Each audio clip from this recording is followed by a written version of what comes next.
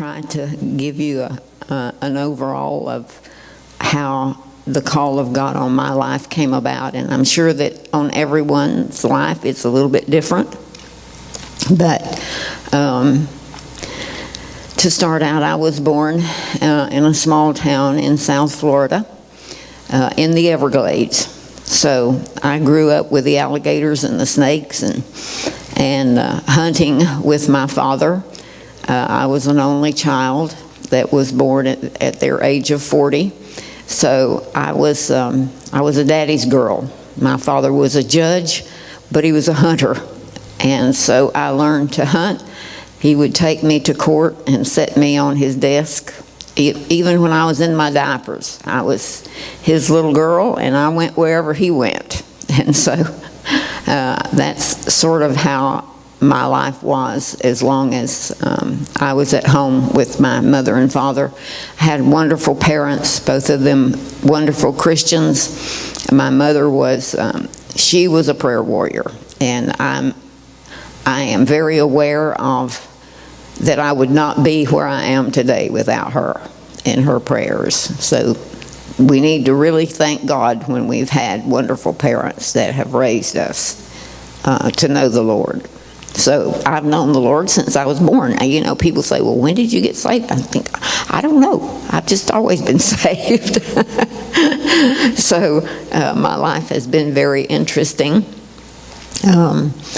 So, like I say, I grew up knowing how to hunt, but my father taught me so much because he was the first white man to go completely through the Everglades and come out at Miami. He befriended the Seminole Indians, built the first church that was built on the Big Cypress Indian Reservation. So I grew up with the Indians and had quite an understanding of their culture and all of that. So my life was very interesting as a child. So he taught me, my father taught me the laws of the land, but he also taught me the spiritual laws. And so I sometimes call myself a legalist, but it's in a good way, because I understand the legal right that I have, and I understand Satan and the rights that he tries to take illegally. So it's been very interesting as God has taught me how to deal with the dark kingdom. There's only two kingdoms, so thank God we're in the kingdom of light. But we are on the earth and placed here on a battleground. And so if you don't know we're in a war, I'm here to tell you we're in a war. But we win, thank God, because of Jesus. And so he has won the battle and left us here to carry it out. And so that has been my life, as I have spent my life around the world. But going back to, the time that I grew up, I went to school, I went to college. I came out and got a very good job with a California company that paid California wages, which was very good living in Florida. And there I met my husband and was married. We had 3 children. But I became a widow at the age of 47, which you don't ever think that that's going to happen to you. That's very young to become a widow. So I've been a widow for 28 years. That's kind of telling you my age, which you can tell by looking at me. I'm not a young chicken. So anyway, have been a widow for many years, but God has used that because I've been free, so to speak, to go wherever he has asked me to go, do whatever he's asked me to do. So I remember the Lord saying to me, I'm requiring a new sacrifice of you. And I said, well, okay, Lord, whatever you want, I'm willing. And he said, I want your future. And So when you're willing to give God your future, that means you don't decide where you live, you don't decide where you go, you don't decide what you do. He does. And so when you say that, you better mean it, because He may ask you to do things that you never thought of and that you certainly would not choose to do. So anyway, I worked all of the years that my children were growing up. My youngest child was 19 when my husband passed away. So my children were pretty much grown. And so at that point in my life, I decided to go to Israel and go to school. The best thing I ever did for myself was to go to school in Israel. And my goodness, the things that I learned how to see the Bible and see the Word through the Hebrew eye rather than the Western eye. So when I read the Bible, it came alive to me like never before. So we spent time. I took the course, The Geography of the Land, just thinking that I was doing what I wanted to do and enjoying myself. Little did I know, God is always preparing us for something. Our life is a continuing unfolding of God's plan in our life.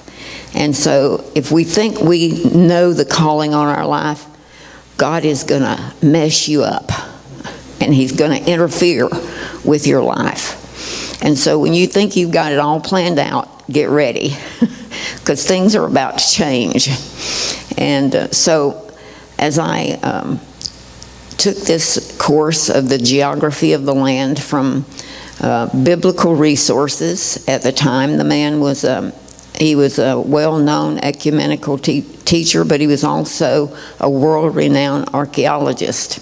And so I'm very inquisitive, always have been.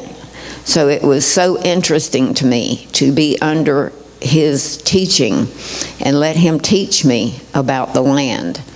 And so we went from north to south, east to west, and I'm a hands-on person, so this was exciting to me. I was not sitting in a classroom being taught. I was on the land with my hands and my feet on the land. And so I learned the land of Israel. We spent hours and days and weeks in the deserts, sleeping in sleeping bags, riding camels. Absolutely amazing things that I learned from him in the desert. You know, all the prophets came from the desert. And I loved it. It was like, I want to go back to the desert. I like it out there. It's much better than being in the cities. And so this was a very exciting time in my life, was to learn about the land of Israel and to learn what it meant about a land of honey and a land of milk, and what that meant. It meant the herdsmen, it meant the farmers. And when you go to the land of Israel, it's unlike any other land.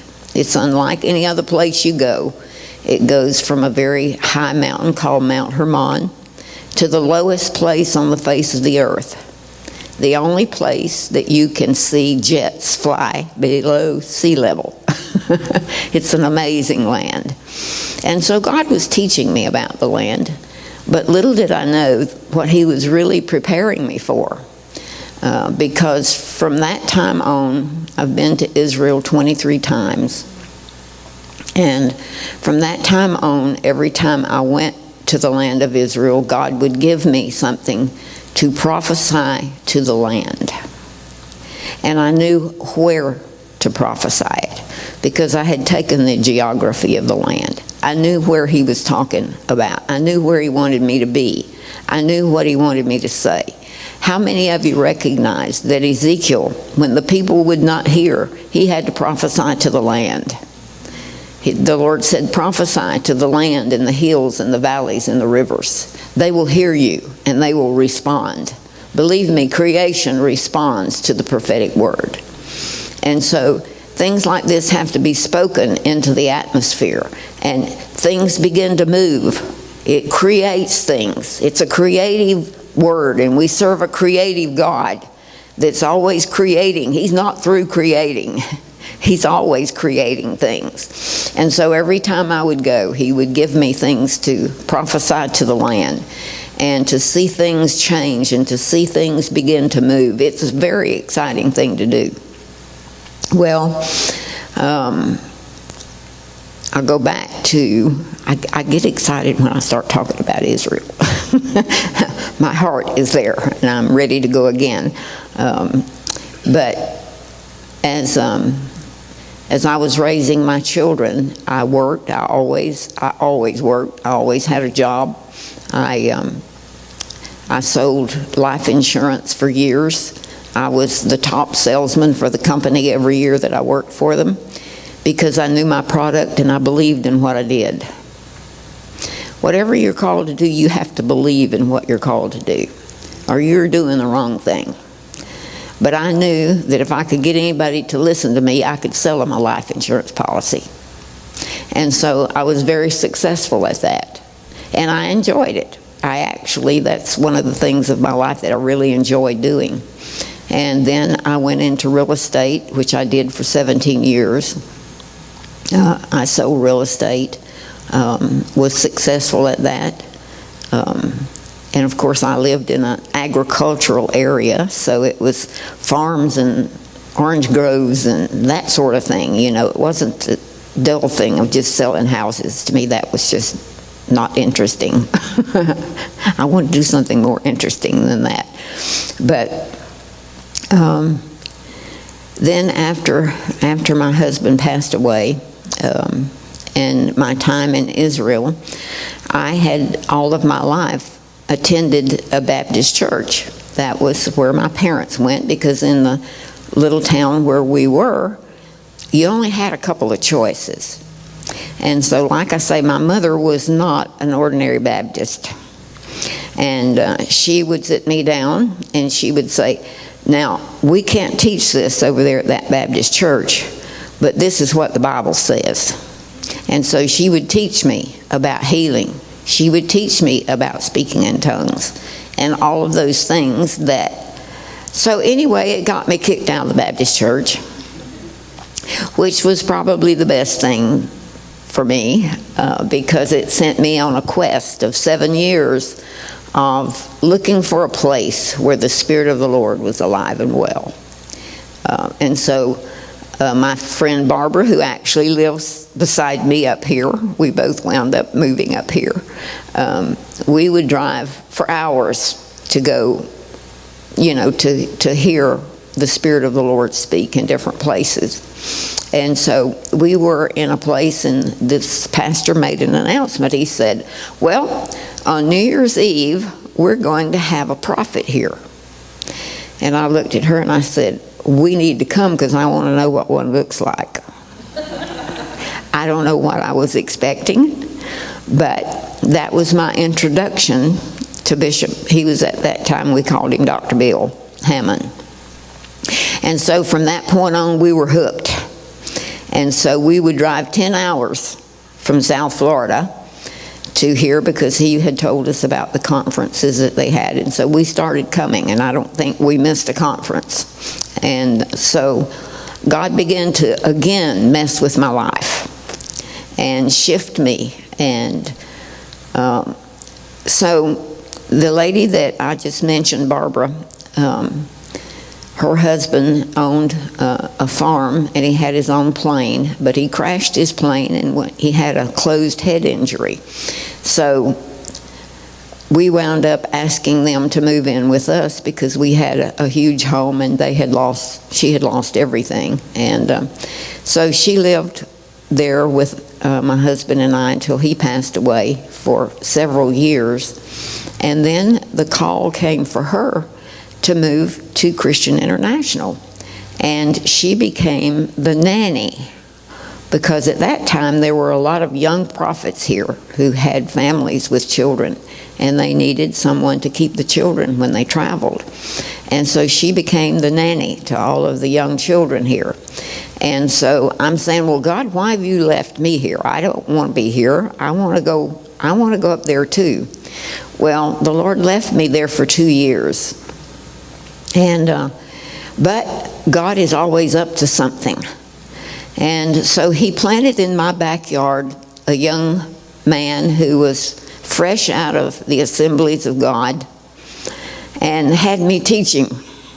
He would come to my door every morning for coffee. And I would talk, and he would listen, and he would walk the floor, and he would say, I know this is truth, but it's really going down hard. He had a real problem with women in ministry and all sorts of things. But you see, God will use you in really weird ways. I mean, God, couldn't you just teach this guy without, having me do this for 2 years? But the Lord spoke to me, and he said, I don't need another church in this town. I said, okay. He said, but I need a people that the Spirit of God can move through. I said, okay, God, then I'm willing. And so I spent 2 years tutoring this young man who did eventually open a church and became the pastor there, and the church is still going. Wonderful ministers who are part of Christian International now. But it was something that I really had no desire to do, was to be part of starting another church. There was a church on every corner in that city. And I thought, Lord, I have no desire to do this. But when the Lord spoke that to me, I said, okay, I'm willing to do that. And so we started that small church. And like I said, I really didn't want to be a part of all of that. But I wound up being on the board. And you see, God is always preparing you. He's always using you in the way he intends to. And so, I started out small. I didn't even know what a watchman prophet was. I mean, I was operating in that gifting, but if someone had asked me, I would have said, duh, I don't know what you're talking about.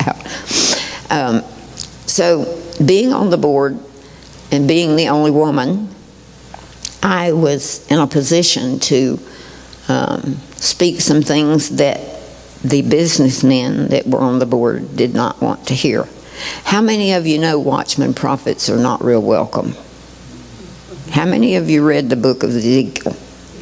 How many of you recognize what a watchman prophet is called to do? You go give them the word that I give you. Whether they receive it or not, it's not your problem. Oh, thank you, God. You mean I don't have to make them hear? It was like I wanted to make them hear. You need to hear this. But anyway, I saved that church a lot of money, I can tell you that, being on that board, because I put a stop to some things that they were going to do that would have cost them a whole lot of money. And then the Lord moved me to Christian International eventually. I moved up here. And I started out as a receptionist at the front desk. How many of you recognize that was a place of a watchman prophet? Every phone call, every piece of mail, it all went through me. I can't tell you how many times I know that Jim Davis is glad he's gone and that I'm still here. I'm not where he is. Because I can't tell you how many times I walked into his office and I'd put something on his desk and say, the integrity of the ministry is at stake right here. He'd say, well, I don't know, but I'll find out. So God put me in that position to be a watchman over an international ministry. Little did I know that he was preparing me to be a watchman to the nations. And so, like I said, God will mess with your life. And I was at a conference at Chuck Pierce's out in Denton, Texas, and Barbara Wintroble, how many of you know her? She's quite a prophetess. And she said, come here, I've got a word for you. And she began prophesying to me that God was going to call me to another nation, that I needed to pack my bags, I needed to get ready. I mean, it was so specific that I would have been blatantly disobedient to not answer the call. And so about 2 weeks later, I get a call from Sharon Stone. How many of you know Sharon? She comes to about right here on me, this little lady. You know, but God is funny. You know, he knows just who to use for some. I tell you, she and I have done some of the strangest things. But, well, I mean, I can tell you story after story after story of, you know, so many things. But God sent us to, we were challenged by Bishop Hammond and Peter Wagner and Chuck and some of the others that we were to go to the nations that had the highest Muslim population and the highest income financially. So we did our homework. We planned our trip to 12 different nations, which we did in 8.5 days. There was no sleeping. It was like we flew through Paris one day 4 times that day, getting to where we had to be. And so it was because they felt like that when Sadat of Egypt was assassinated, that the seeds of World War III moved to Europe. And they said, we want you to go after this. We want these seeds of World War III stopped. So this was quite an assignment for us. And so, of course, we started in Egypt, where all of this began. And so, you know, you just go, you don't know what you're doing. You're just following the direction of the Lord and saying, here, we showed up. 88% of life is showing up. So we showed up. So we're walking down the street in Egypt that morning, and we see this gate, and this guy is stopping people. You can't go through it. But these limousines are pulling up, and these men in suits are getting out. And so we have our video camera, and we're videoing some of the city where we are. And so we walked up to him, and we said, well, what's going on here? And he said, oh, this is a meeting of the United League of Arab Nations. I smiled. I thought, well, thank you, Lord. This is just exactly where we need to be. And I can think of all the places where we went that the doors were open to us because of that very thing. We were not a threat.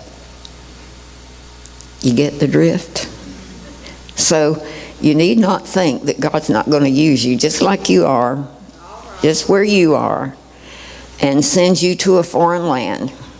So anyway, I answered the call to come to England and to basically help Sharon to establish prayer schools of prayer. Well, I was going to go for 1 year. Well, I wound up being there for 5 years. God can trick you like that, get you where he wants you to be, and then glue your feet to the ground so you can't leave until the time for you to go. So you just have to be willing to give him your future, as he said. So anyway, I left and sold my place and put a few things in storage and moved to England.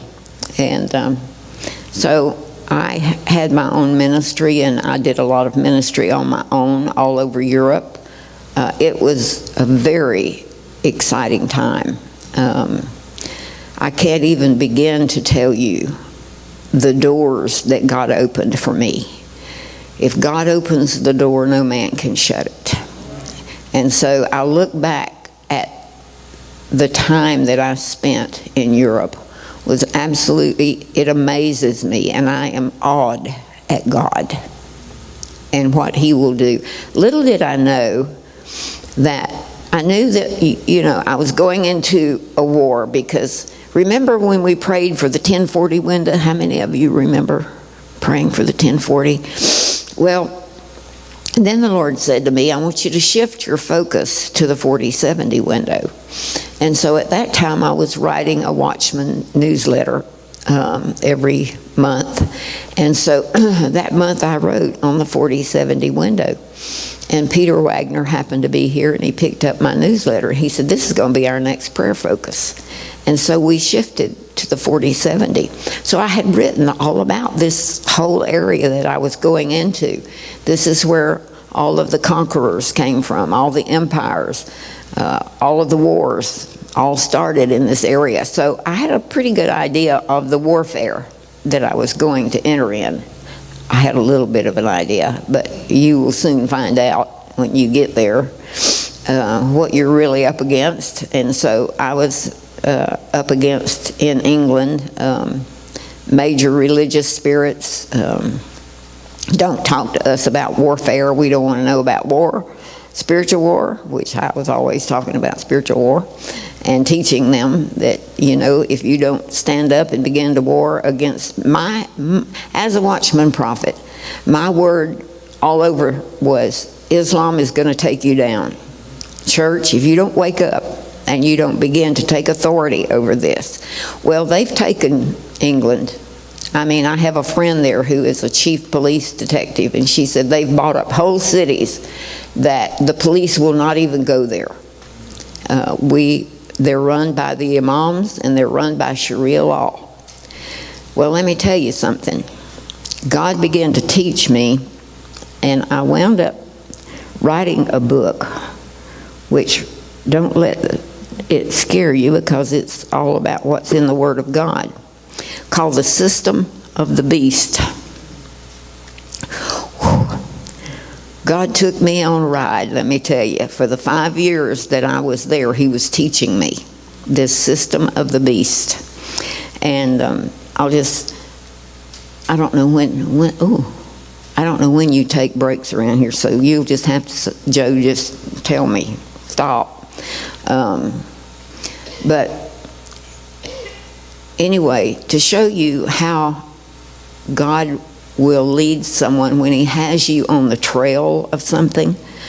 I had been to Brussels, Belgium many times, but I was taking a team and we were going back, and we took the train, so we had plenty of time to talk. And so I had asked each one on the team, pray, see what God tells you about Brussels for this time. So we were discussing it, and I had brought my file on what the Lord had shown me before I ever moved to Europe was the empires and the empire structure. You remember the British Empire, da-da-da-da-da-da. So I had studied exclusively Daniel and the different empires, the head of gold, the silver, you know, and all of that. And so we had discussed how every one of these empires had fallen. They had risen, but they had fallen, all except the last one, the feet of iron and clay. And so I'm always asking God, well, God, when am I going? Because God had shown me the hierarchy of the demonic over Europe. And it looked like a molecular structure. That's all I can say. I knew what it looked like. And I was always saying, okay, God, when are we going to confront this? When am I going to come up against this and deal with it? So we're in Brussels, Belgium. And, well, I don't think that you can see it from back there anyway, but I think there's a picture in here of the atomium. How many of you have ever heard of the atomium? Anybody? The atomium? A-T-O-M-I-U-N. Well, this is an awfully little picture of it. It is a molecular structure, if you can see that. It was built in 1956 for the World's Fair and had been sitting there empty all of these years. But the European Union had just given Brussels 25,000 euros to bring this place back to life, it said. Well, I said, this looks like a molecular structure. We have to go here. I have to find out what is here. Well, when I walked through the door, I could feel the breath of the beast on the back of my neck. I could hear his heartbeat. Sound crazy? You can think I'm crazy if you want to. I'm just telling you what happened to me. And so I wanted to just back out of there and act like I hadn't come in there. But I knew God was taking me here to teach me something. So they're huge spheres. This thing is enormous. It overlooks all of Brussels. It has 9 huge spheres that represented the Industrial Revolution. So in each one of the spheres, it would represent iron or gold or silver. You catching the drift of where I am? So we get to the 9th sphere, which has a little plaque on the front of the door that said, "We found a strange growth growing in this room, and we didn't know what to do with it. So we asked an artist to come and do something in this room just for today." It was February the 29th, leap year. I said, "We're leaping through time. I don't know what we're getting ready to walk into, but get ready, team." So we walked into this room, and there was nothing in there but clay pots hanging upside down with little piles of clay. This whole structure is made of iron. We all, our mouth hung open. We stood there. Oh my God. Lord, you are showing us that this empire of iron and clay it's here. It's in the earth today. So it's like God is showing you his timeline and what is happening and what you're going to have to deal with. And so the team looked at me and they said, "Well, what are we going to do?" And I said, "Well, we're going to read him his future." And so I opened my Bible to Daniel and I began to read to the beast. "Yes, you will rise, but your fate is already sealed. The word of God said you will not hold together. Even as iron and clay cannot mix, you will not hold together." And then I turned to the 10 kings over at the European Union, and I said, "And you kings that are going to give your power to the beast, I say right now in the name of Jesus, your fate is already sealed. You're coming down. Yes, you will rise, but your fate is sealed by the word of God." I'm telling you, I just went bananas. It was like, this is not time to hold back. This is not time to worry about who's around and what you're saying. This is time to do kingdom business. And I was about doing kingdom business. And so that was the beginning of my understanding of the system of the beast. So for 5 years, God took me on this journey. Amazing how he taught me. If you remember Revelation, it talks about the beast from the sea and the beast from the earth. And God told me who they were. Because I said, "Okay, God, beast from the sea, beast from the earth, how are you going to recognize this? How are we going to know what it is? What's going to carry this?" I'm very inquisitive. I mean, if you don't ask God the right questions, you're not going to get the right answers. So I'm always asking him questions. And so he began to teach me. And it was Freemasonry and Islam. Well, I didn't know anything about either one of them. But God began to teach me. He began to put people in my path. He put a man who had been an imam, who was now a Christian, who taught me about Islam and taught me how they take a nation. He said, "Let me tell you how they take it." And he taught me how they do it, inch by inch, letter by letter, word by word, using a democratic process to destroy democracy. And they're very patient. So America, don't think this can't happen here, because they're after you. Because they believe that America is the last Christian stronghold. As bad as we are, to them, we are the last Christian stronghold in the world that they haven't taken. The empire of Islam has taken nations. They took Turkey. Turkey was a 100% Christian nation, and they took that whole nation in 7 years and turned it into a Muslim nation. They took every church, turned it into a mosque. I'm just telling you some of the things that there's no way I could tell you all I've learned and all the places that God took me while I was writing this. But God opened doors for me to go places and hear things and see things that I had to know, because I didn't know this stuff. But God will teach you when he starts you down one of these journeys. He's going to get you to the end one way or the other. if he has to pull you through a knothole, and he had to pull me through some knotholes. But then he began to talk to me about writing the book, and I said, God, you really want me to put this stuff in print? You really want me to do this? Well, backing up a little bit, and how God will mess with your life, when he started talking to me about writing. And I'm not a writer. I can get the revelation. I believe that I am a revelator of the word. And so he began to talk to me about the Watchman, because when he started talking to me about the Watchman, I said, but surely somebody has already written this, and I don't have to do this. So I looked all over the world for anything written on the Watchman. I found zero, nothing. So I finally submitted, said, Lord, if you send me help, I will do this with your help and with the help of someone who really knows how to write, etc. God has been very faithful to do that for me, because getting revelation and teaching it is one thing, but writing is a whole different ball game. And so as I wrote this book called The Watchman, I really learned what I was, and knew that I had been operating in this gifting, but recognized that very few people understand this. Very few. And I still love teaching on the Watchman, because I find that most people do not have an understanding of the Watchman prophet. I guess they think that we're just all out of the same mold. Well, we're not. We're all different.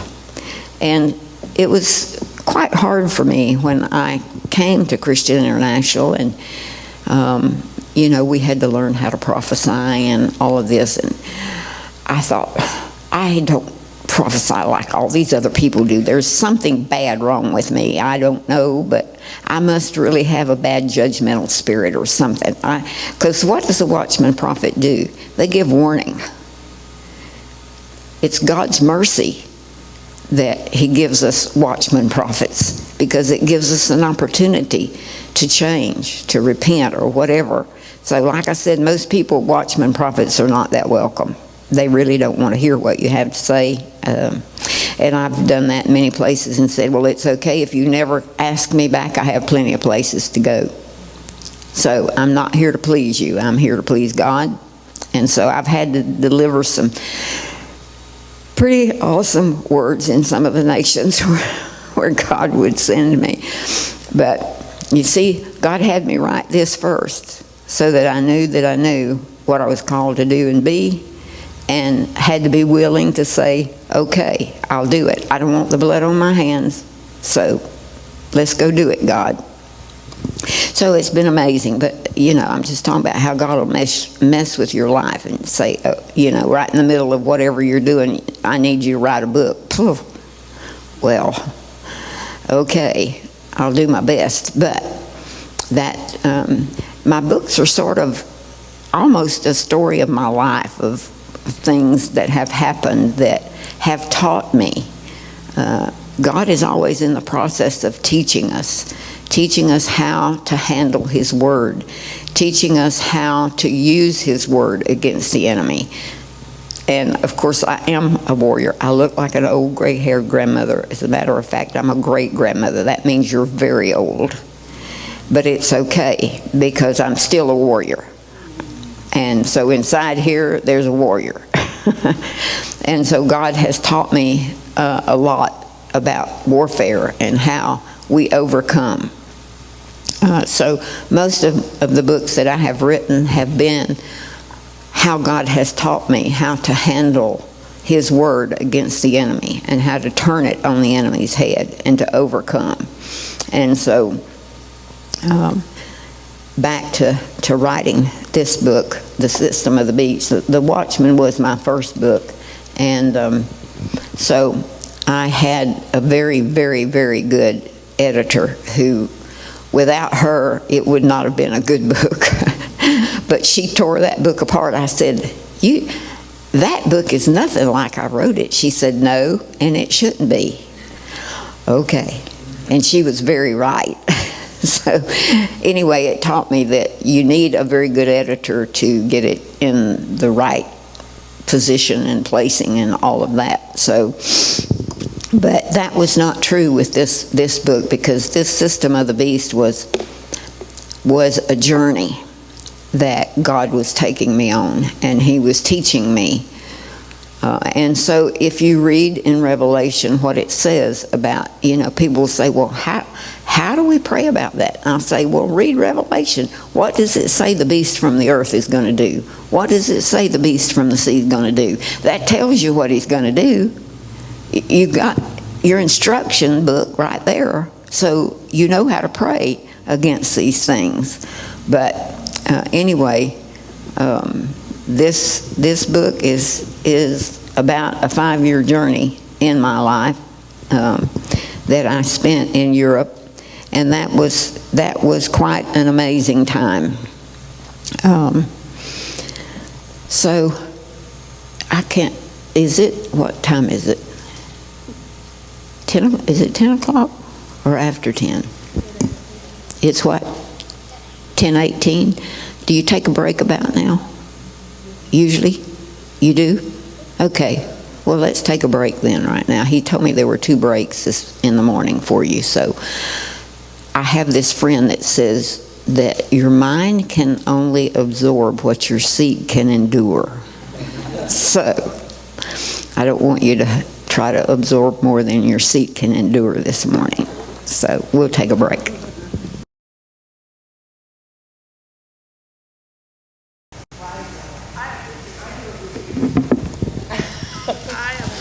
Okay, we're going to go ahead and do the second session here.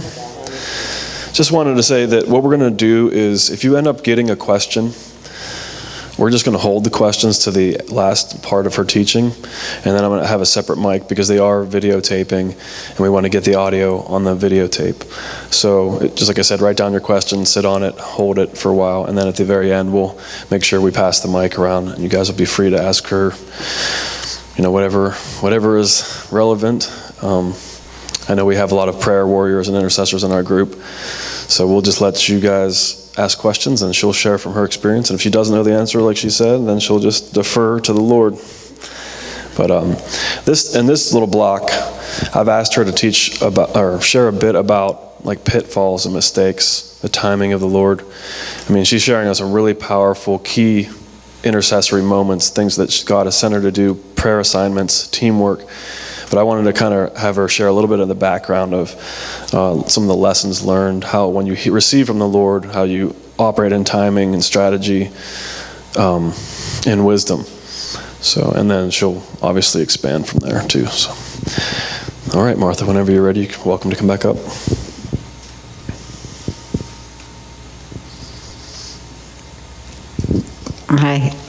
I have so many stories. I'll try to do what he's mentioned, because as a watchman prophet, you see ahead, and I've sort of tried to time myself with things that God has given me, and sometimes it's as much as 7 years before you actually see it happening, and it's like, oh, that's what we prophesied about that many years ago, or this is what I wrote about that many years ago, or whatever. And so I think that,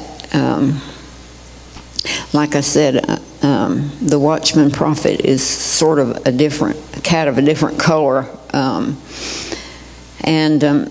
You do have to, and I had to learn by doing, that sometimes there's things you just have to carry in your spirit. You don't have a clue. What does this mean? How do I deal with this? Where do I deal with this? Da-da-da-da-da-da. But sometimes you can carry it in your spirit for years before, in an instant, you know. I'll give you an example. I've tried to write down a few, but before I ever went to England, the Lord had given me a vision of the world and the old trade routes.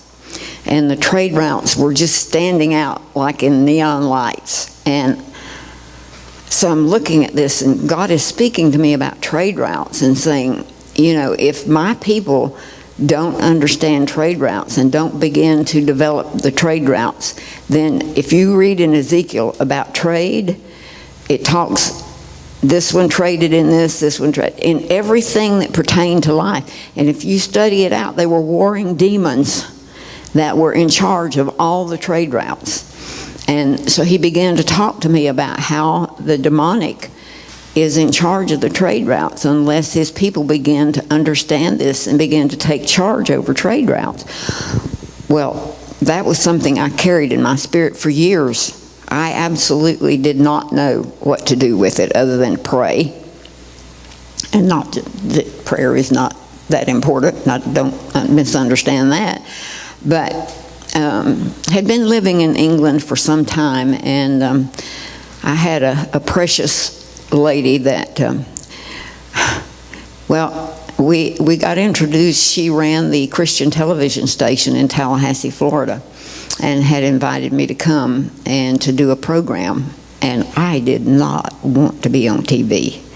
With this southern drawl that I have, it's like people don't even understand me. I don't want to do this. So I wouldn't even answer her telephone calls. Well, she showed up at my door one day. And so it was hard to get away from her.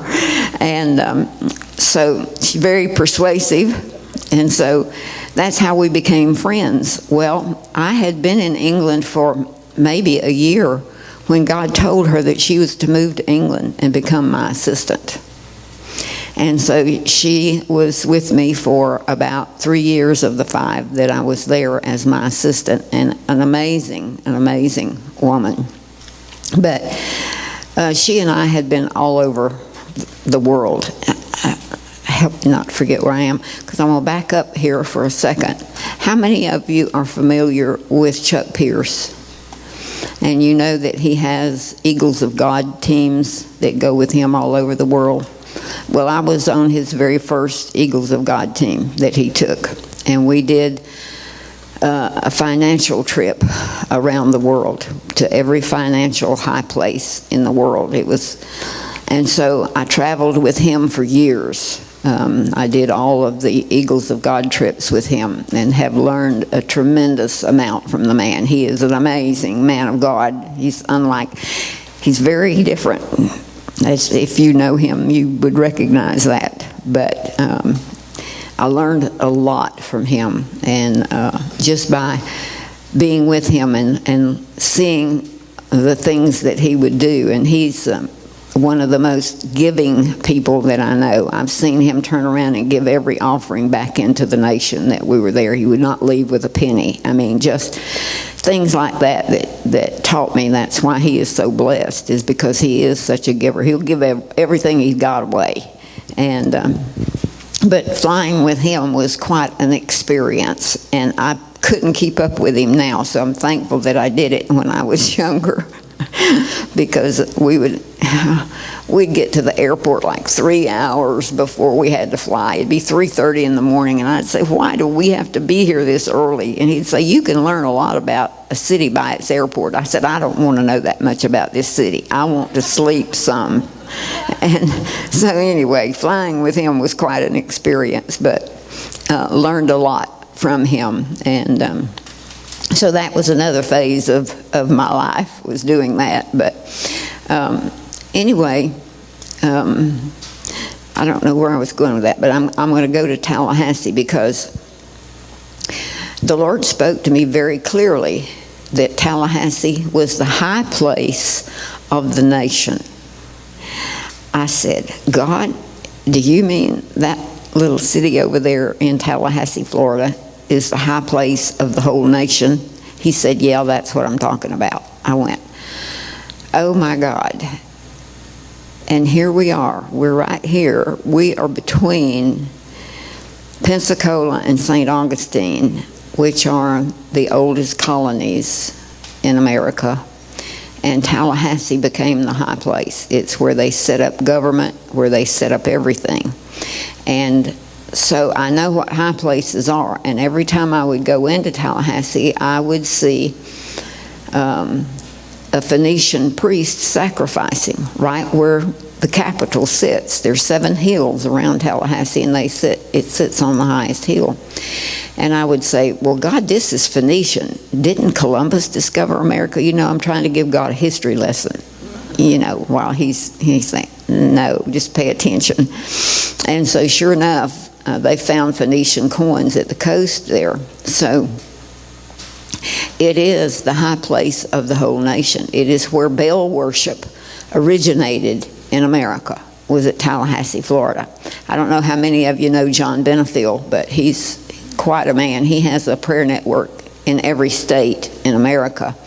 And he sent all of the prayer coordinators to the Freemason halls and different places like that to divorce Baal. I don't know if you've heard about that, but the divorcement of Baal and how they went to every place in their state, in their counties.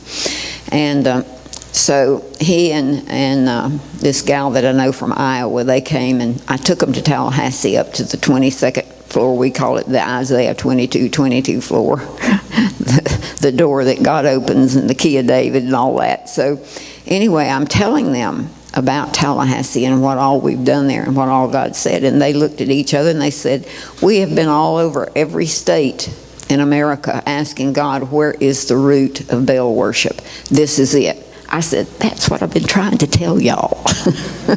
This is the root of Baal worship. And of course, Freemasons are Baal worshipers. So I'm just throwing a few things out there you'll just have to grasp and go with. But anyway, I knew that I was dealing with a national issue here. This was not just some little local something. This was a national issue. And so I called my friend Chuck Pierce, and I told him what the Lord had spoke to me, and he said, well, I know it's right because I'm studying high places when you call me. This happens to us a lot, that, you know, God will have us contact each other when we're on the same trail, so to speak. And so we didn't know what to do, you know, high place of the nation. Well, what do we do? He said, well, let's just start going in there and start pulling meetings together. And it was the hardest place in the world to pull people together to do a meeting. You can imagine the enemy, it's a major stronghold. And so for 3.5 years, we pounded Tallahassee every chance we got. And the Lord spoke to me and he said, now I want you to do the high place of the nation's conference, and I want you to do it on the Capitol steps in Tallahassee. I said, okay. So I go to Tallahassee and I get all the permits that we need to have this gathering on the Capitol steps in Tallahassee. So we have prophets, apostles, we have, you know, prayer leaders. I don't remember how many people we had, but we had a lot of people that showed up that day in Tallahassee, and we took our whole worship team, our dancers, our flags, everything, and it was an amazing day. And we knew that we had turned that high place of the enemy to a high place for God. That much we knew. But did we really know what God was up to? We really didn't. We were just being obedient to do what he said to go do. Well, that was in April of 2000. Well, in the midst of our meetings and that over there, Chuck would prophesy. Like one time he prophesied, God's going to put the eyes of this nation on Tallahassee, Florida through the Seminole football team. They're going to win the national championship. Well, they did. I'll never forget that game, because at the halftime they were behind, and I'm prophesying to that TV, and I'm saying, listen, you get out there and you do what the prophet said you were going to do. You're going to win this game. You turn this thing around. I mean, and they did. They won the national championship. Well, then he began to prophesy. He said, the eyes of the whole world is going to be on Tallahassee. I went, oh, God, what's going to happen now? Well, that was when we had the High Place of the Nation Conference, was in April 2000. Well, then the election happened in November. How many of you remember The eyes of the world was on Tallahassee, Florida. I could not go anywhere in the world and mention Tallahassee that they didn't say, we watched that on TV. And so it was an amazing time when we were just doing what God said to go do. But how many know if we had not been obedient to do that, what could have happened? Are you getting the drift of what I mean?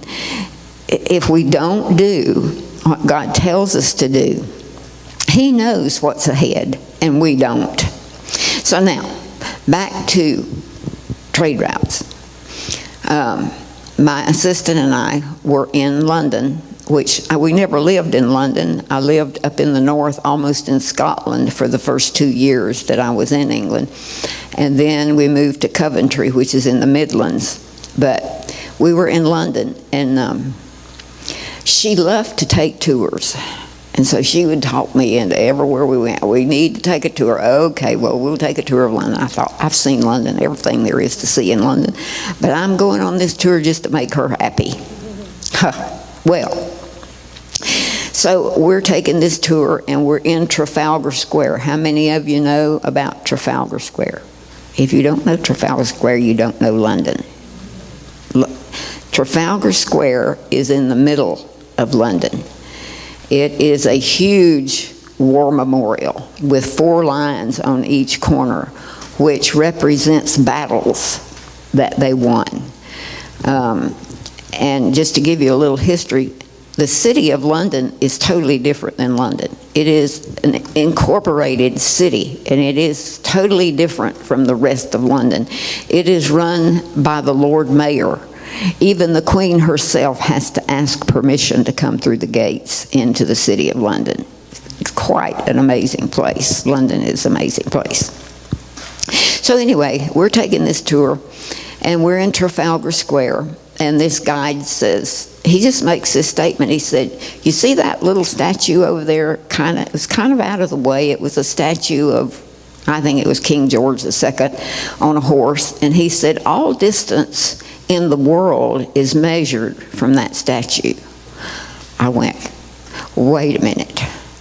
This is where we need to deal with trade routes. It was like I knew in an instant what we needed to do. You see what I'm saying? I had to carry that in my spirit until I knew we got to do this and we got to do it here, because every trade route in the world covers Trafalgar Square. I didn't know that then, but God knows. And so put together this meeting. We had people come from all over the world. Bishop Hammond was there. We had all kinds of people from all over come to do this meeting to deal with trade routes. And I have watched them. I've watched the old Silk Road come alive again. Guess what's happening on the old Silk Road? Young Chinese are leaving China, walking the Silk Road. If I can tell this without crying. Preaching the gospel of Jesus Christ to Muslims all along the Silk Road, all the way to Jerusalem. Anyway, the morning that we were going to do what we were going to do, I just said to God, I said, God, is there a prophetic act that we can do that would show exactly what we're doing today? And he said, yes, you're overturning the tables of the money changers. I went, oh, yes, God. And he said, when you're finished, I want you all to take all of your change out of your pocket and just throw it all over Trafalgar Square as a prophetic act of what you're doing. And so we did. I mean, just amazing times like this that God would let us do. It was just some of the most exciting times of my life when I lived over there. But I'm just saying that, that there are things that you just have to carry in your spirit until God shows you what to do with it. When I first went to England, the Lord told me, he said, I want you to set my time in the earth. The word says Satan will think to change times and laws. And he said, I want you to set my time in the earth. And I said, well, okay, I don't know why you would need a person to do this, you're God. But if you tell me to do it, then there's a reason. So one of my first groups that I got together, because I always take a team with me, and we went to Greenwich. How many of you are familiar with Greenwich? Greenwich Mean Time. All time in the world, east to west, meets at Greenwich. So that's where the timeline is. And so we took a team and we went to Greenwich, and we stood on that timeline. And we made declarations. I mean, I can't tell you all that we did, but we just began to declare, Satan, you can no longer delay time. You're not in charge of time. God's time is set in the earth today, and everything will be according to his timetable, and you will not delay it any longer. I don't know. I just go kind of bananas when I get into one of those scenes of what we're doing.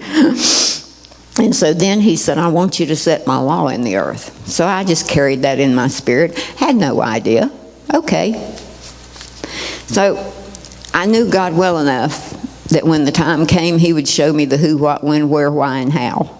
So we wind up on the Isle of Man, which is a little island. It's between Ireland and England, called the Isle of Man. Didn't know anything about it, but we went ahead of time, myself and Sharon and her husband, and we took the ferry because we needed their vehicle, which was a four-wheel drive, which you'll understand we needed this when I get to it. So we went to a museum. I like going to museums and things because I learn a lot about where I am and what's going on. I mean, I want to know. What's the foundation of this place? Da-da-da-da-da. Well, little did I know that this was the longest continual parliament in the whole world. Had been meeting for centuries and centuries, thousands of years. They had held court there. We went to this place called the House of Keys. There were 24 men that were called the Keys that made their own law. Isle of Man makes up their own law. They're kind of like the Cayman Islands, kind of, that kind of a deal. So they make their own laws, and they proclaim their laws throughout the world. Does the enemy understand proclamations? You better believe he does. So once a year, they go to what is called a tin wall, which is a man-made mountain that they have created to go and climb and to proclaim their laws throughout the earth, that this will be the laws of the earth. So we were meeting with about 40 people there on the Isle of Man. Very interesting. The guy in charge, he says, well, we really don't have an agenda. I said, I do. Oh, well, what is it? So I began to tell him that the Lord had said we need to set his law in the earth, that there's only one lawgiver, and it's him. It's not these 24 keys. And he said, well, what are we going to do? I said, well, we're going to that tin wall, and we're going to make proclamations and whatever we need to do. So we all get in our cars and we go to the tin wall.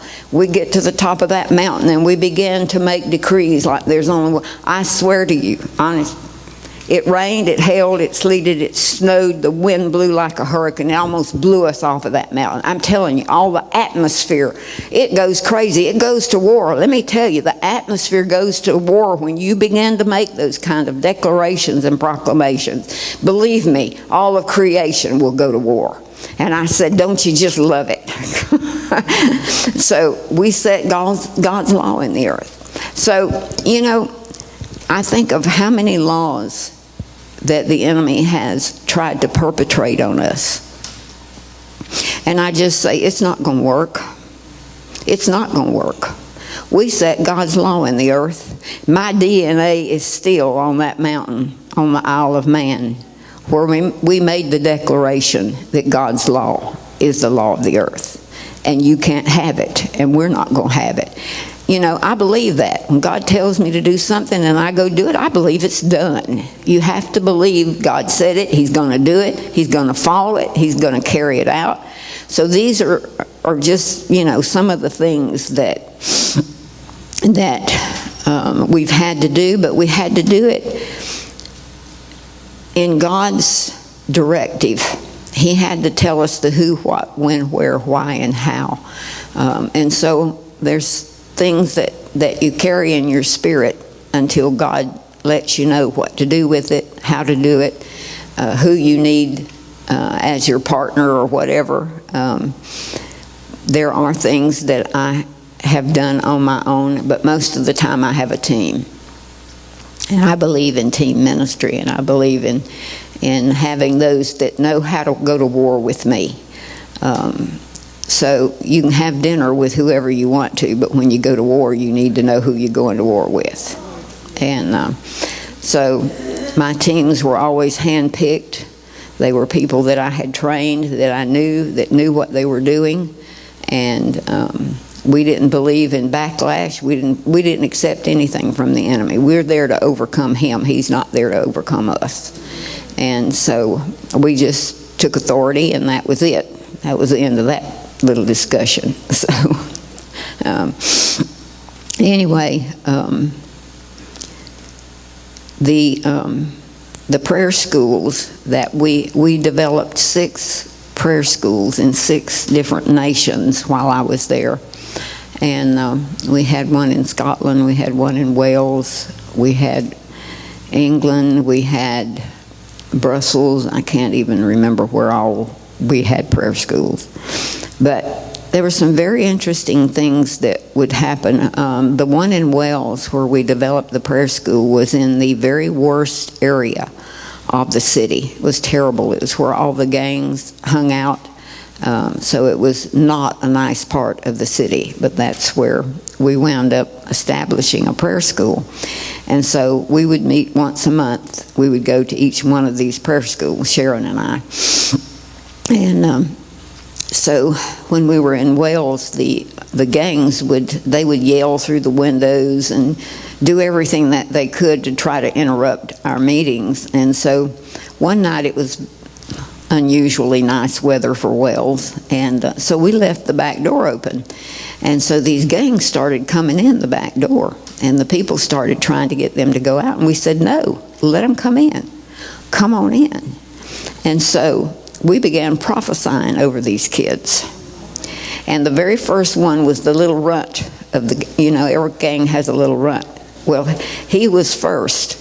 Well, I'm telling you, Sharon, I don't know how much you know about Sharon Stone, but she can x-ray you. Not read your mail, she x-rays you from top to bottom and over again. I mean, she is an amazing prophetess. And I mean, this little kid's eyes just kept getting bigger and bigger and bigger. And so he went and got the big guy of the gang, and he said, come on in here. And so he came in, he said, well, I understand that you tell futures. And she said, no, I don't tell futures, but the God that made you knows you, and he wants to talk to you. And so she began to prophesy to him. Well, then the little runt goes out there grabbing all of them. The God that made you knows you, and come on in here, he wants to talk to you. I'm going, yes, God, he got it, he got it. And so, you don't know what what's going to come out of just being obedient to do something like this. And so we had amazing things happen at all of these prayer schools. And we had one in Ireland, which is still going. I was just in Ireland, and the young people have asked me to come back and to stay 2 or 3 weeks and teach them. And I'm looking forward to this. This is our next generation, and they're hungry. They want to know.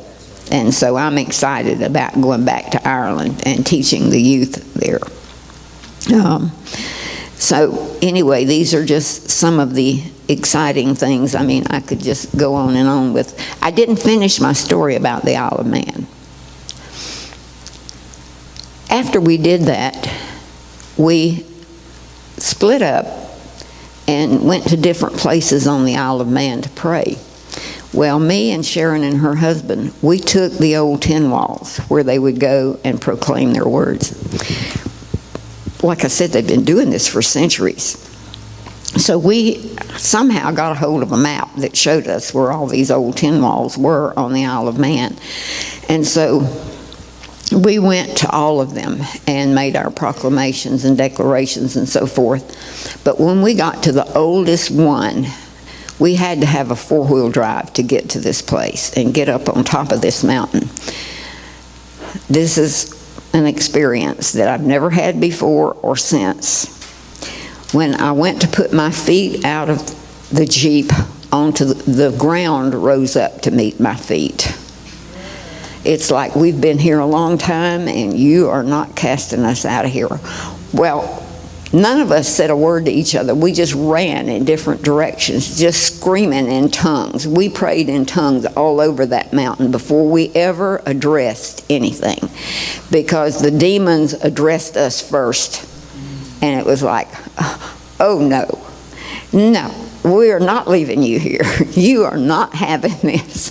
But, strange things can happen when you begin to do these kind of things, so you just need to be ready. And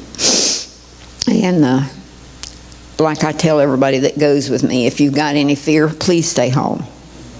I don't want you going with me, because fear is something that can spread, and I don't want you with me, so I would prefer that you not go alone. So fear, you have to go. You're not going with me anywhere.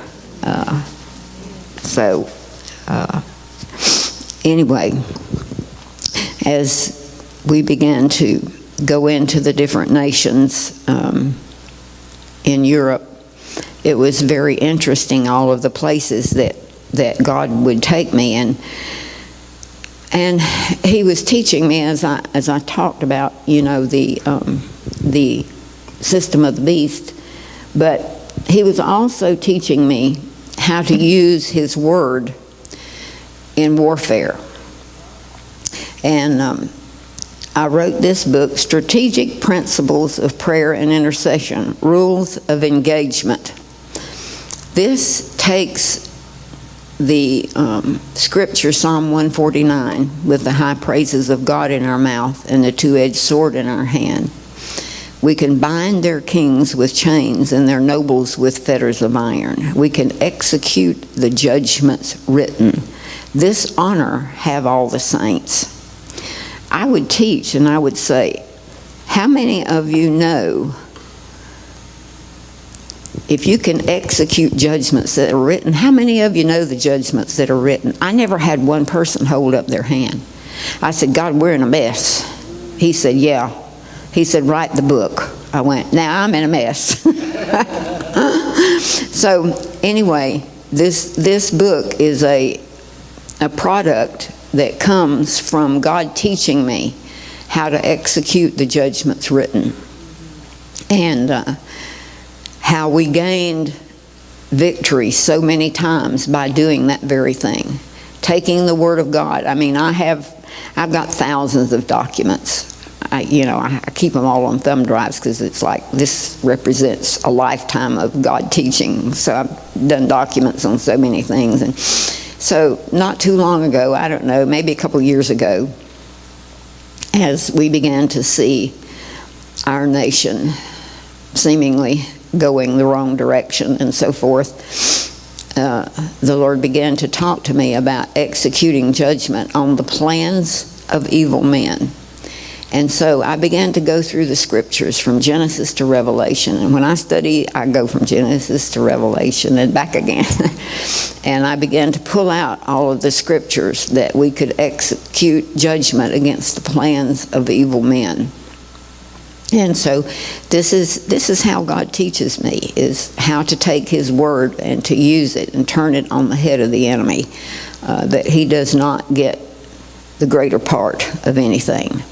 And so that is how this book particularly came about. But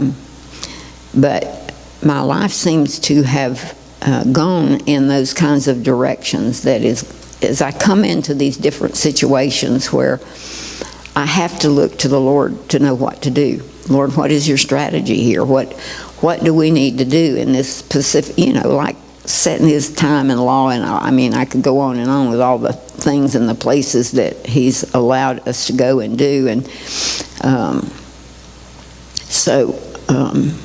then the Lord began to talk to me about the prayer movement.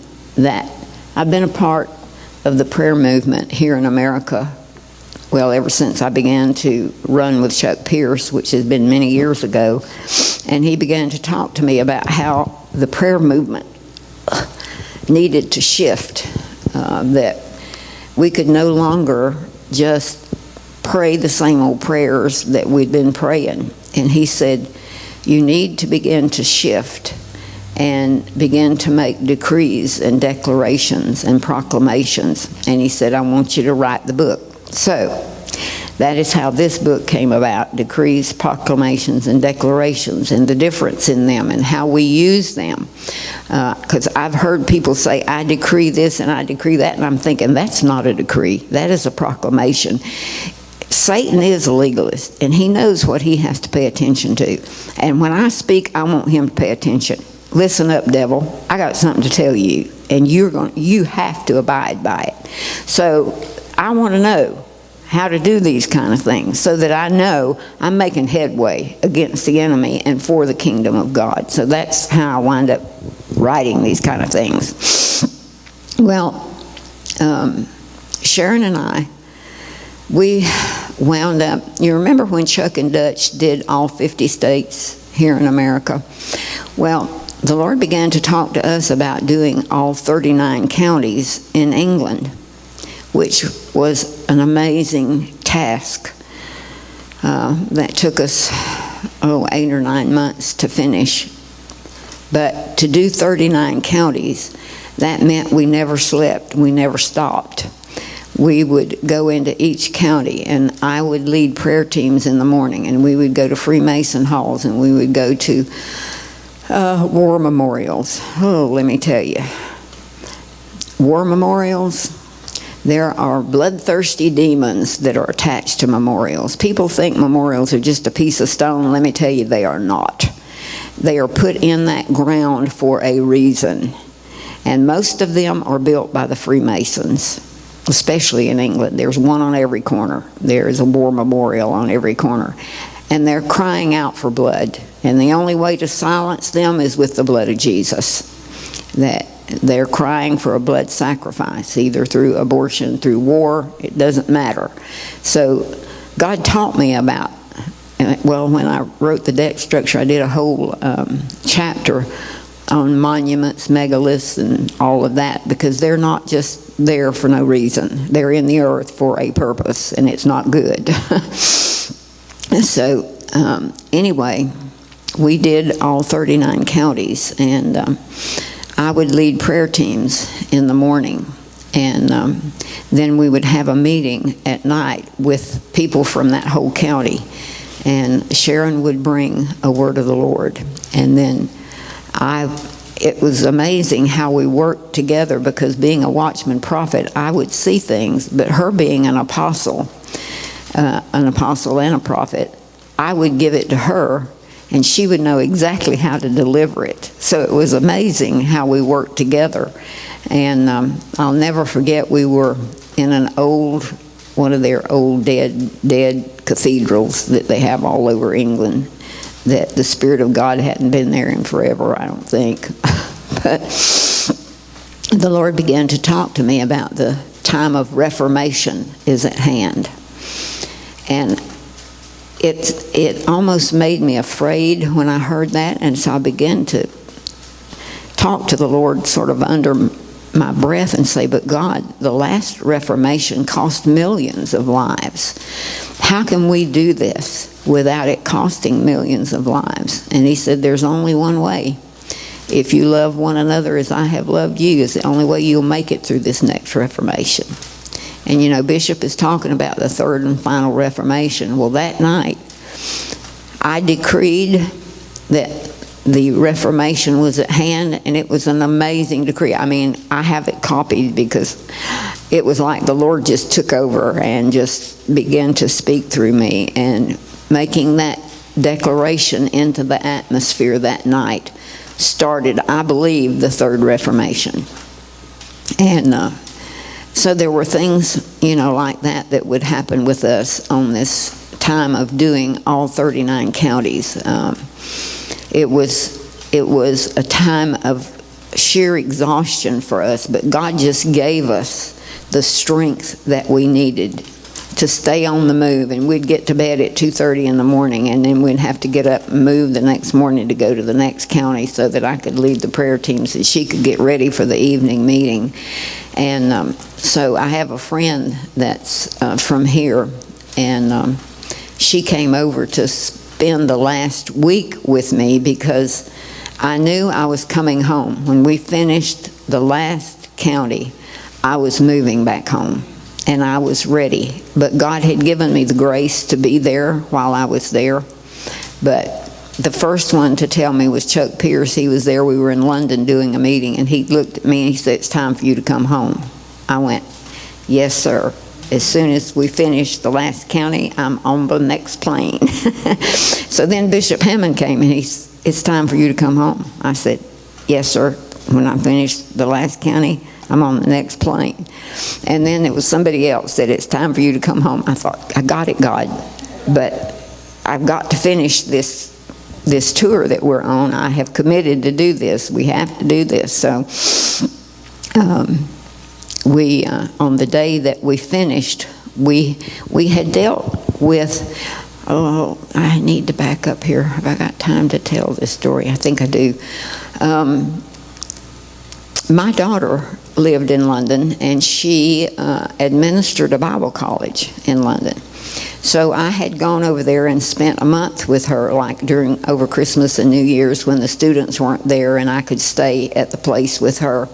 And so the Lord had even back then began to talk to me about London and told me that the stronghold over London was Rabshakeh. I had to go look it up. It's like, okay, I don't know who this is. Well, Rabshakeh and Rabsaris and Tartan were the field commanders of the Assyrian army that came against Israel. And so I began to understand, and the Lord showed me that each one of those, one was in the north, one was in the south, and London was Rabshakeh. And so I knew that the Assyrian spirit was alive and well. That empire spirit started with Assyria. They were the first empire. If you read my book, I prove that to you through the scriptures and everything, that Assyria was the first empire. So that empire spirit, of course, had taken over there in the British Empire. And so we were dealing with an empire spirit all the time that we were there. But it's interesting because the very first week that I got to London, I was in a meeting and I met a guy named Victor Lorenzo, whom he and his father have the church in, not Venezuela, where's the revival? Argentina. And so the Lord told him to give away his church and move to London. And he said, the day I walked into London, God said, you're walking into the land of the Assyrian. And so he and we teamed up because we knew. Well, he said, I've been trying to tell them that. I'm so glad you're here, that somebody is here that understands what we're dealing with. So it's interesting that the British Empire, they ruled the whole known world at one time. And wherever they went, the first thing that the British Army established was Freemasonry. And so as they took each nation, they would bring their gods home with them. And they built them a home and made them an altar called the British Museum. An amazing place. It would take you weeks to go through the whole thing and to see what all is there. And so they have one whole wing that they built for the Assyrian gods. And so you know the winged bulls and all of that they have excavated from Nineveh and all of that, that's where it is. It's in the British Museum in the Assyrian section. So all of those Assyrian gods are there in this huge, it's attached to the British Museum, but they built it just for the Assyrian section. It's huge. So on our final day, we knew that we had to go to the British Museum, deal with the Assyrian spirit, and then we had to go to the Mother Temple of the world. I kept saying, Sharon, I've got to get in to that Masonic temple that's here in London. Well, every time we would try to get in, it would be closed. So we happened to be there one day, and I called and they said, well, we've been renovating, but we're open just today. God did it just for me. God will do that. He loves us enough, he'll do that just for you. If he'll do it for me, he'll do it for you. I said, we'll be right there. So we went, and when the guy turned the key to let us in to the temple part, he said, you're entering the mother temple of the world. And no matter where Freemasonry is in the world today, it was exported from right here. See, I had to hear that, because God said, I'm going to let you deal with the root, and then you can deal with the fruit. So I knew I was at the root of Freemasonry. And so on our last day of the county tour, we all went to the British Museum. We dealt with the Assyrian spirit there, that empire spirit, which, by the way, is very strong in America now. America, wake up. Wake up. Then we went to the Mother Temple of the World, and we dealt with Freemasonry. And I flew home that night. And on the way home, the Lord spoke to me, I've allowed you to deal with the root, now I want you to deal with the fruit. And I knew he was talking about Washington, D.C. So we began to make preparation for Washington, D.C. Washington, D.C. is laid out completely on Freemasonry. Every building in D.C. has a Freemason cornerstone. And when they lay a Freemason cornerstone, they lay a libation of corn, wine, and oil. Where does that come from? Right out of Hosea. God said, because you made a sacrifice of corn, wine, and oil to Baal, they are Baal worshipers. I'm going to take it away from you. But when you make a sacrifice of corn, wine, and oil to me, the land will answer you back. So we began to make preparations to go to Washington, D.C. It was quite an experience, because we had people coming from all over the world. So to get into the White House, the Capitol, and all the places that we knew we had to get to, I had to have their passports. I had to have all of their information from the countries they were coming from. I mean, it was amazing to do this, because we had about 156 people come from all over the world. So we had to take turns, like going into the Capitol. We could only take so many at a time, but we had to, ahead of time, we had to send all of their passport information and everything. So everybody was checked out thoroughly before we ever went to Washington, D.C. But we prepared a mixture of corn, wine, and oil. And we anointed every Freemason cornerstone in Washington, D.C. with corn, wine, and oil, and cried out to God.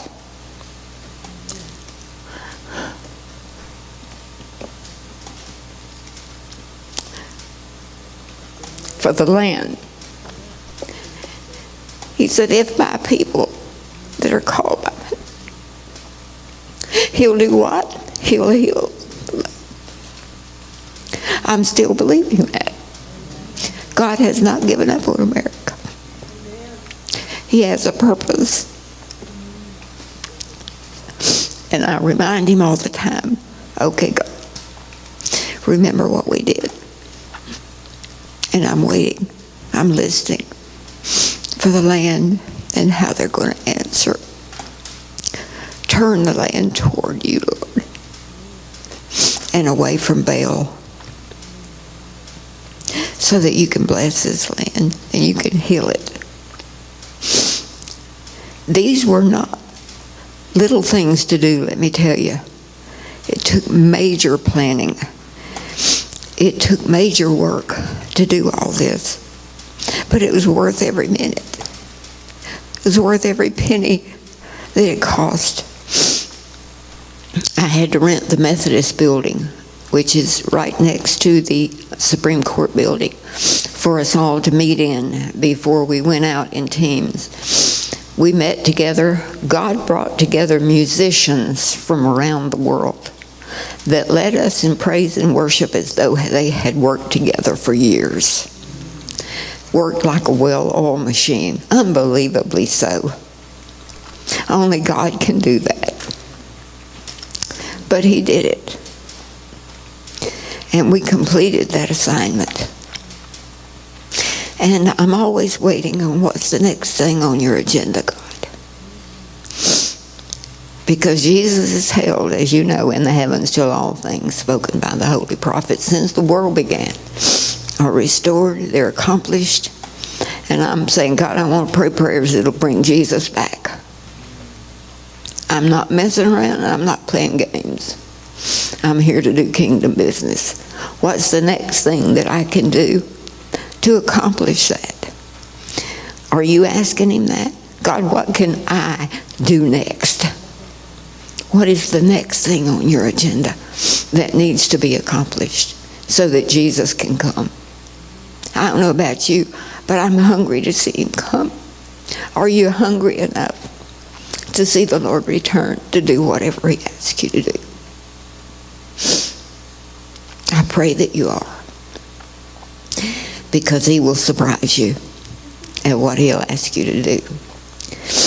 So, I have on this little Mickey Mouse watch because my good watch, the battery died. So I had to dig out this little, and I can hardly see the little thing. Okay. It's time to take a break. Thank you, Pastor Joe.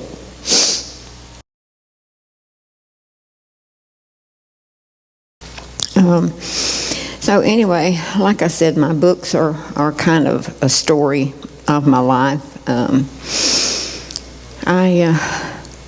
I began to see in the body of Christ men of God that I knew, I've known for a long time, and knew that they were men of God, and began to hear them teach things that was complete heresy. And so the Lord began to talk to me about how strong deception would get in the last days, and I believe we're there. So He said, I want you to write just a simple book using every scripture in the Word about deception. And thank God He said that if possible, even the elect could be deceived. And I thought, well, thank you for the if possible, God. That means it doesn't have to be. That you will make a way out of deception if we seek your face and we stay close to you. So I wrote this little book, Be Not Deceived, and the cover pretty well tells the story. It is a hand covered with a snake with an apple in the hand. So the cover pretty much tells the story of that book. But then back to a book that I did years ago that's probably one of the best written books, because the woman that helped me with it had a doctor's degree in English and language and all kinds of stuff, and so she was the smart one of the bunch. But I was the one that got the revelation to write this book. And it takes us from the gate of heaven where Jacob wrestled with the angels to the gates that the apostles had to open. And when I read the book of Acts with this in mind, I was absolutely amazed that not one gate was open to them without prayer. Not one. And so this is called the gate of prayer. And recognizing that as we look at the book of Acts, that the apostles and everything that they did was opened by prayer. And so if we want to participate with Jesus and what He's doing, He is forever interceding for us. Thank you, Lord. So that is the ministry that he is in, and we are called. I have people say to me, well, I'm not called to intercession. And I'll say, well, what species are you of? Because God said, I looked for a man among them. If you're a species of man, you qualify. Oh, well, then they look at me kind of weird, like I wish I hadn't brought this subject up with you. So don't tell me you're not called to intercession, because I will probably preach you a sermon, and I can do that. So anyway, I love teaching on the Watchman, because out of Ezekiel comes so much of what we're called to do and to be as God's people. And so Ezekiel is an amazing book, which writing the Watchman, I probably read Ezekiel 1,000 times, because I would ask God a question and he would say, go read it again. He wouldn't answer me. So I'd have to read it again. And eventually he would get it through my head what he was trying to teach me. And so it was quite an experience for me. And then Chuck Pierce comes along, and he's always given us prophetic words. And but you know, we can be, as a prophetic house, we can be very good at giving the word of the Lord. But how good are we at carrying it out? I'm asking. When you get a prophetic word, is it something to hide in your Bible and say, well, that was a nice word, thank you, Lord? Or is it something God is instructing us to do? So I pay very close attention to prophetic words that people like Chuck Pierce and Cindy Jacobs and Kim Clement, those kind of people give, because they're hearing from God. And we need to receive what they're saying, and we need to be ready to carry it out. What is my responsibility here? Am I just to read this and say, well, this is really a good thing? Well, on February the 22nd, Kim Clement prophesied an amazing prophecy to this nation, that God had a David, a man after his own heart, for the presidency of this nation. Did you hear me? Did you hear what I just said? I'm telling you, I listened to that thing I don't know how many times. I cried through it every time I listened. I thought, thank you, God. Thank you, God. You give me hope once again for this nation. So, I'm saying that even as I mentioned getting a prophetic word about moving to another nation, sometimes it's words that we don't really want to hear. But we need to pay attention. And so when I was coming home from England, I told the Lord, as long as I was here, I transcribed every prophetic word over this house. And leading intercession, we would pray into it. But the 5 years I was gone, I got back and I said, well, where's the prophetic words? Nobody had done it. Are you hearing me? They're not to just be left lying on the ground. They're to be picked up, taken up, followed through, and something done with it. Not that nothing had happened, but I'm just saying, what is our part in fulfilling prophetic words over our own lives, in fulfilling prophetic words over Christian International, or wherever you happen to be a part of, over the territory? I'm a land person. Give me the land, God. Let me get out on the land and I'm happy. Let me deal, because I know the land has to be free or the people will never be free. And so I'm a believer in dealing with everything on the land wherever I go. And so anyway, I promised God on the way home from England that when I got back that I would try to fulfill the prophetic words that had come to this house. So dumb me. I picked the prophetic word that Chuck Pierce prophesied. Whew. Said there's a unique strategy of hell over this territory. And when this debt structure is broken here, it will break around the world. So we're talking about a worldwide structure of the demonic over debt, over wealth, over riches, over money. I've been on this trail. It took me 5 years to even begin to write this book. It's the hardest book that I've ever written because it entails scientific things. I haven't got a scientific bone in my body. I begged God, surely there's a scientist somewhere in the world that you can talk to about this. He said, no, I'm talking to you. And he knows I won't give up. I'll keep pressing, I'll keep pushing, and God is faithful.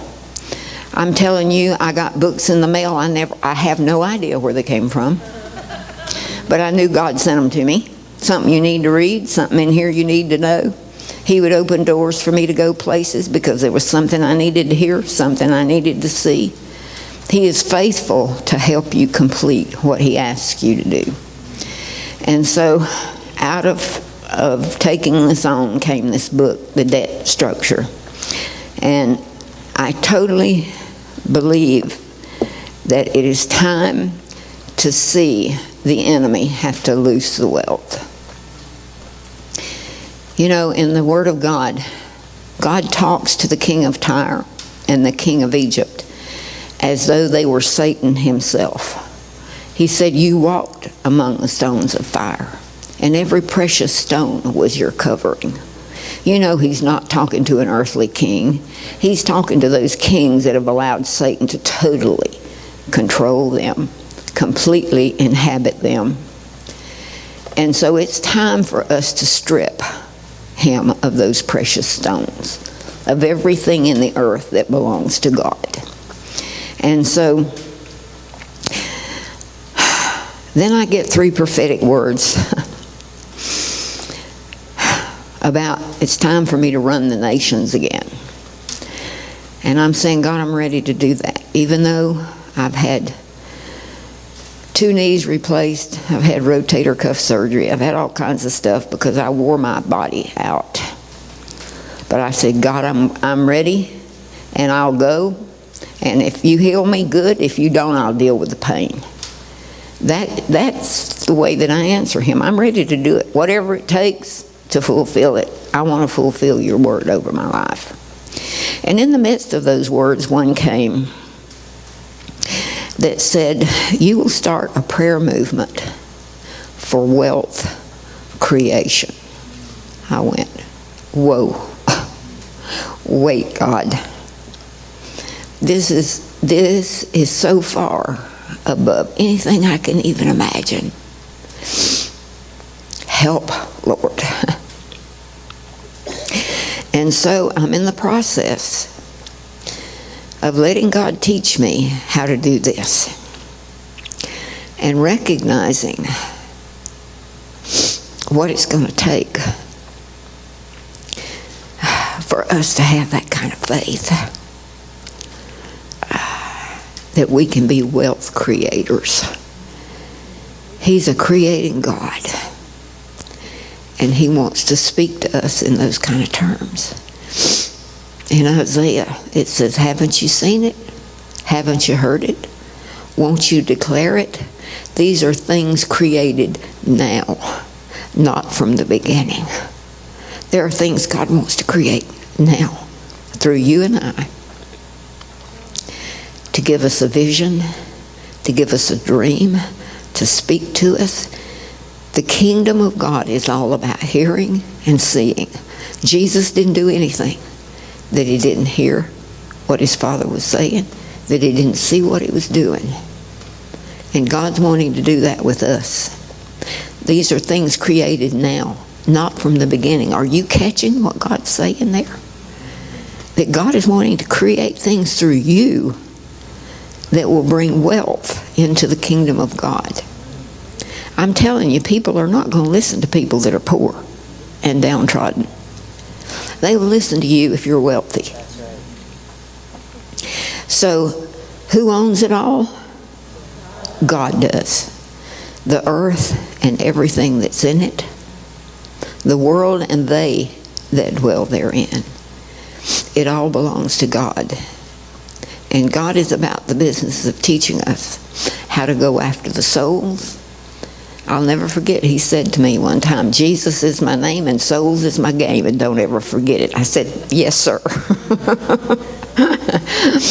And so, you know, when you think about every nation, and I teach a lot on the nations, and that in every nation, God has put wealth in the earth to build his kingdom in that nation. Just think about it. Think about the gold and the silver and the diamonds and the emeralds in Colombia. I mean, I think about every nation and the wealth that's in the land that God put there for one purpose, for his people to build his kingdom. God, it's time to receive from you those visions, those hearings, that we can declare it and see things created now that have never been created. Somebody had to get a vision to build a car. Somebody had to get a vision to build an airplane. These are things created now, not from the beginning. So he's talking about all these things that are created up to now. Somebody had to get a vision. Somebody had to have a dream, something. And so, God, we say it's time for us. And we say, here we are. We're ready to receive from you. God, give us dreams. Give us visions of what you want us to do to see things created now. Wealth creation for your kingdom's sake. Not to consume on our own lust, but to build your kingdom. To see nations. I ask for the nations as my inheritance. The nations are my heart. Give me the nations, God. I want them. I've been to the nations and I'm ready to go again. I'm ready to run the nations again. So, I just ask you today, are you ready and willing to give him your future? And say, Lord, my future belongs to you. I don't get to decide where I go, where I live, what I do. It's up to you. If you are, tell him so. But you better be ready to say, here I am, send me. Because he'll take you at your word. So, Father, I thank you for this opportunity to speak to these people that are here with a hunger for you, with a love for you and for your kingdom. So, Lord, I thank you for teaching them the things that they need to know, for letting them hear your voice. And so, Father, today we just look forward to what you have for each one of us to accomplish. That you give us strength for the number of our days. So I thank you for the strength for the number of my days, Lord. In Jesus' name. So, we have a little bit of time, and I'll let Pastor Joe give you some instructions. I think we do, or is it 12:30? Am I seeing that wrong? Okay, we're going to open the floor for some questions. Really, as long as this is somewhat on topic. She's a Watchman prophet, so we have intercession questions. And we're also talking about calling, too. So if you have questions about things that you may have, that you might relate to Martha about in the way that God's called her. The only thing I'm going to ask is that try to keep it short to the point to some extent, and to use the microphone. So wait until I get the mic to you so we can actually get it on the video. So who would like to be the first question asker? No, don't shake your head. Surely somebody's got a question. I had received a word from Prophet LaFoon when he was here about intercession, and he said I would be doing prayer walks in nations. Does that mean that I'll just be praying in the spirit, or will I be going to nations? Not necessarily nations, but maybe your neighborhood. I mean, prayer walking is something that the church had to learn several years back. I mean, it kind of came as a new revelation of how to prayer walk cities and nations and communities and so forth. But as an intercessor, which we're, like I said, we're all called to be. So you are one whether you like it or not. You don't have a choice. Then my eyes are always open. I'm always seeing things wherever I go, things that need to be aligned with God's plan, whether it's in a neighborhood or a church or a city or a nation, wherever. And so Jesus is forever interceding for us. And I believe that he's praying for us as he did for Peter, that our faith doesn't fail, that we don't give up on him, that our faith will move from faith to faith, and our faith will grow. So I don't know how much you're able to connect to intercession here. We meet on Monday night, and we call it a watch, the watch of the Lord. And the reason that I started the watch is a word from Cindy Jacobs that said, if you will start the watch, the angels will come to the watch. And so I know that the angels are there for what purpose? To carry out the word of the Lord. Remember when the angel came to Daniel, he said, I've come for your words. It was because of the words that Daniel was praying that the angel came. And so I knew that it meant that the angels would be there to carry out what we were praying, what we were decreeing and declaring and prophesying and all of that. And so that's the reason that we have the watch on Monday night. But you know, you may even can find somebody in your neighborhood that would prayer walk with you. And so God will begin to show you things about wherever it is that you're prayer walking. And I can go into a nation and into a city, and I can tell just by what I see in the natural what part of the strongholds are over that city. And so thankfully, I just met with Mel Ponder, who is the new mayor for Destin, and he and I had a very good meeting, and we talked about, how do we keep this territory family-oriented? How do we keep out the strip clubs? How do we keep out the bars? How do we keep out the gambling, and all of this? And so, I've committed to him to pray for him, and that our teams will pray for him and give him godly wisdom, because let me tell you, these people, they have teams of attorneys and they don't give up.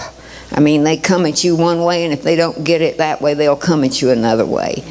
And so, those that are officials, that are Christians, that stand for righteousness, they need our prayers desperately. And of course, the word says to pray for those that are in authority over us. And so I believe that's the reason that America's in the mess they're in. It's because the church hadn't done their job. God forgive us and help us to do what you tell us to do. So anyway, I don't know if that part helps you, but prayer walking is a lot of what I do, even though I don't specifically call it that. But because I'm called to the land, just like what we did in Washington, D.C., whether you would identify that as prayer walking or not, that's what we were doing. We were walking the land. We were taking back what the enemy thought he had. We were reversing the sacrifice that they had made on those cornerstones, those Freemason cornerstones. We had come to reverse that. And so I just have to believe it's done, and so God's not through. And I remind him all the time, God, remember when I was there? My DNA is still there. Don't forget what we did there. It's okay to talk to God that way. He can take it. So I don't know if I answered your question or not. You did. How can we get, is it Clemente? Clement, or You're going to put this closer to your mouth. the prayer or the prophecy for America about a Christian president? Where can we get that? If you go on kimclement.com, How do you spell it? Okay. KIMCLEMENT.com, February the 22nd. Okay, thank you. This year? Mm-hmm. Thank you so much. Yep, it's an amazing word. Yeah, I got to hear that. I need encouragement. Anybody else? No. Here, hold on a second.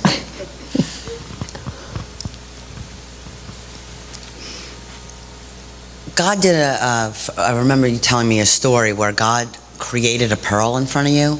Mm-hmm. Could you share that story with us, please? I sure will. I'd Thank be you. happy to. Yeah, this is quite a story. Well, when I wrote the book, The Debt Structure, the Lord began to talk to me about high magnetic fields, which I know this much about. And so I Googled high magnetic fields, and the first thing that came up was High Magnetic Field Laboratory, Tallahassee, Florida.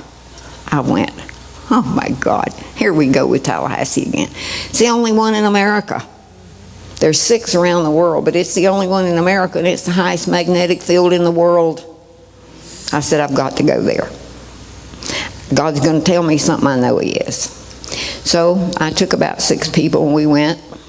This doctor that works there was taking us through and explaining, what all they did there, and he said, oh, we have people, scientists that are here all the time. DuPont, huge corporations, send their scientists there all the time, and so they're constantly doing experiments.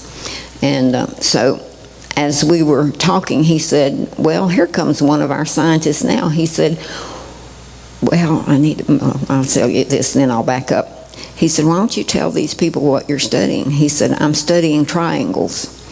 Well, when I wrote The Debt Structure, kind of started, I was flying to Bermuda, flying over the Bermuda Triangle, and I kind of just said to myself as I looked out the window, well, I'm flying over the Bermuda Triangle, and God said, you do know that's the shape of Satan's kingdom. I said, no, sir, I did not know that. So that sent me down another road. Everything I looked at, I saw triangles. Oh my God, it was like unbelievable. So anyway, this guy says, I'm studying triangles. And when I put the triangle in the high magnetic field, it will not hold together. It separates. I went, oh God, this is a major key. So my brain is just going bananas. And then, after I leave there, I'm thinking I could have asked him 1,000 questions, but my mind was so busy recognizing that this was a major key that we needed to know. So anyway, this is kind of how God works, and how He, will put you in places for you to hear what you need to hear. If there are keys you need, He will see to it that you get them.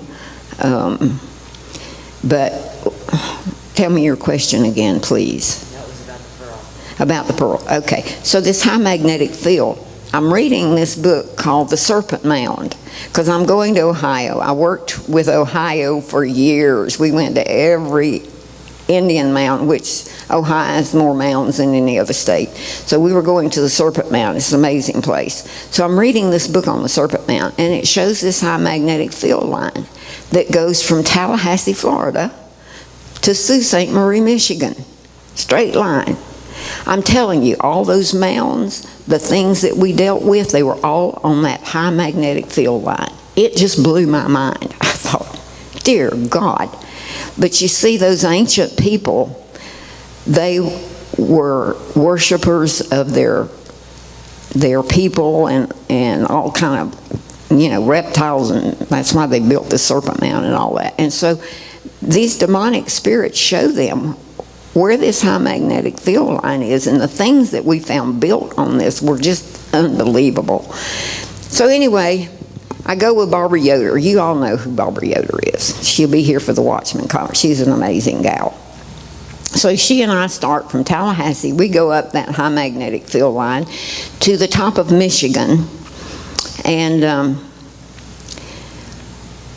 we knew there was a monument of the highest place in Michigan that was right on Lake Erie.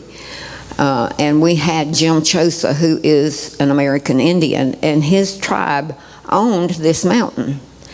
So he was raised on this mountain where this monument was. So he knew how to get us there, thank God, or we'd have never found it. So we get there, and Barbara jumps up on this monument, and she made her assistant drag this sword that probably weighed 40 or 50 pounds up that mountain. And so she takes that sword and she begins to make decrees in every direction, and it was just an amazing time. And so then Jim Chosa says, well, I just came from a reconciliation meeting between the American Indians in Washington, D.C. And he said, I brought this little rock with me, and he said, I feel like I'm supposed to bury it on this mountain. And Barbara's associate had done a lot of research. This mountain has the purest copper in the world. The Phoenicians had come in there and had mined this copper and sold it all over the world. They can trace it anywhere in the world because it's the purest copper in the world. They found it in the Temple Mount in Jerusalem, in Israel. They found it in Egypt, all over the world, that they mined from this very spot. And so I said to Jim, I said, Jim, there's still wealth in this earth that belongs to you and your tribe. Somehow God's going to pay you back, because we stole this from you, but this land belonged to you. Well, it was so interesting, this whole story. Oh, Jesus, help me. Because when we were doing the debt structure over this area, the Lord put in our hands this book called The Green Empire that's all about the Florida Panhandle.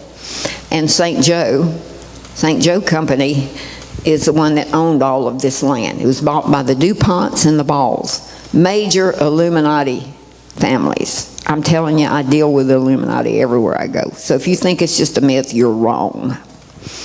So anyway, I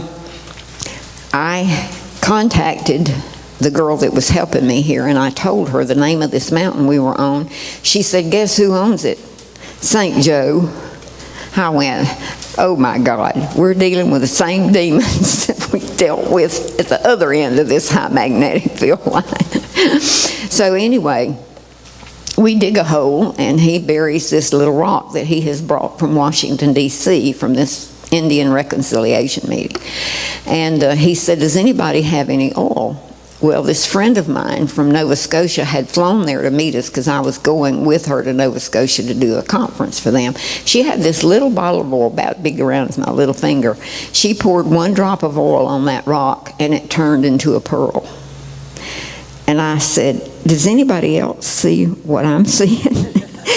It's like God just wows you, and it's like, God, can this be? And I looked at Jim and I said, Jim, this is the pearl of great price. And somehow we're buying this field today. I don't understand it, but somehow God's going to pay you back what's been stolen from you. So Barbara Yoder had on these old, because we had to climb this mountain, she had on these old sweatpants. And she said, well, God said to give you all the money I've got in my pocket. She had $900 and something in her pocket of these old sweatpants that she had on. And I'll tell this story on her, she won't care. Later on, she said to me, she said, I pulled out some money and I looked at it and I thought, well, I know I've got more money than that in my pocket. Well, I'll just give him this. And she said, God said, all right, Ananias and Sapphira. She said, I went to digging in my pocket so that I could get every penny that I had in that pocket to give to Jim Chosa. I said, see, Jim, God's already paying you back. I mean, it was just an amazing time. God is just, he just amazes me. With the things that he will do to confirm to you that what you're doing is what he's asked you to do. And so he's an amazing God.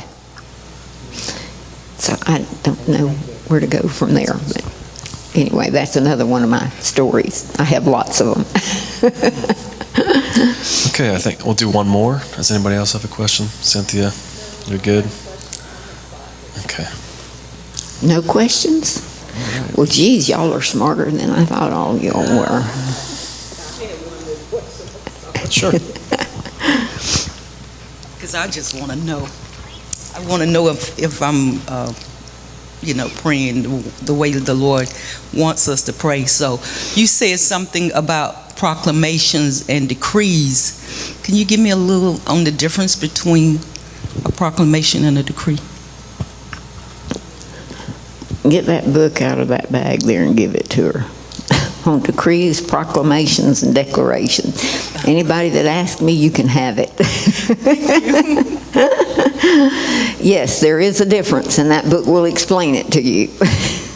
Just FYI, for me, FYI, is your book on judgments, what was it? It's Rules of Engagement, Volume 1. There's Volume 1 and Volume 2. Are they in the bookstore? They're across the street with Shirley. Okay, thanks. Okay. Okay? Well, I think we got more than our fair share with Martha today. And You're more than... It's a privilege for me. No, Listen. she's not going to be with us. David Fang will be here tomorrow. So this was a one-time Martha exclusive. Yeah, we just want to say thank you. And it was... we just really appreciate the impartation and the time that you took to put things together. And that's about it. So we'll see you guys tomorrow for chapel, and we'll be back upstairs. I think there was a lot of impartation that just came through her instructing. A lot of instruction anyway. Yeah, I mean, the books are available across the street and such, and this won't be the last time she works with us. So, and like she said, just a reminder, pretty much every Monday night, 6 to 8, they meet. Do you guys meet in the conference room? Yeah. They meet in the conference room. It's CI Intercession. Most of the time Martha is there, and there's some other awesome intercessors there too. So you guys are welcome to come in, see if it fits for you. Just from talking to some of you, I know that God is leading you that direction. And certainly once school's out and May comes around, I know that the Lord really has his thumb on intercession for CI right now. It's something that's going to continue to grow. It's a mounting effort. And I just see it like a tree, and it's going to start branching out more and more. So, two major things with that. One is we're being trained in the prophetic and the apostolic. CI is a house of intercession. So, to have a chance to, if you want to grow spiritually, plug yourself in intercession. If you feel called to intercession at all, try to get to those Monday night meetings and just learn and participate. Listen to the voice of the Lord. You'll just gain intel, you'll gain strategy to take you that you can use, and you go back to your workplace or the things that God is preparing you to do. Just a short little story. When I first got filled with the Holy Spirit back in '99, it wasn't like maybe 6 months, and God had me around intercessors, and I had no idea what an intercessor was, and I hated the meetings in my flesh. Like spiritually, I'm going to this meeting, and in my flesh, I'd have to walk out like 3 or 4 times. I could not handle it. But even way back then, God just knew that was like the best I could get where I was living at the time. And it's a real privilege to be among an international headquarters. I know sometimes, especially if you grew up around here or something like that, it may seem like it's just the church down the road. But like everything we do is tied to the nations. Everything we do is tied to the kingdom of God. So I just encourage you to try to get as plugged in as you can, and God is faithful to train and educate you. So we have 2 proposed fast tracks this summer. We don't have titles or such, but we're going to do 2 more. So that would be, another 6 credits during the summertime that's available. And Apostle Jane will let us know more about those things. So, all right. Well, we'll meet tomorrow. We'll probably have some announcements. Anna was going to come in and share some things with you, but she's not feeling well today, so we'll regroup tomorrow. Thank you for letting me take up your time. Yeah. Thank you so much.